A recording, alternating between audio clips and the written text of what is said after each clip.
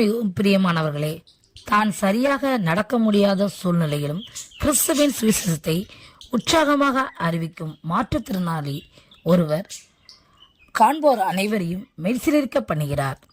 சரியாக நடக்க முடியாத சூழ்நிலை, கண் பார்வை தெளிவாக தெரியாது, இருந்தாலும் மிகவும் உற்சாகமாக சுவிசேஷத்தை அறிவிக்கும் மாற்றுத்திறனாளி.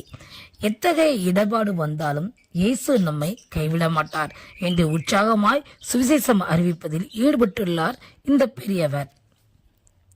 சரியாக நடக்க முடியாமை, கண் பார்வை குறைபாடு என தன்னில் நிறைய குறைபாடுகள் இருந்தாலும் கர்த்தர் இந்த நிமிடம் மட்டும் தன்னை வழிநடத்துகிறார் என்று மன நிறைவுடன் இயேசுவின் சுவிசேஷத்தை ஜனங்களிடம் கூறி வருகிறார்.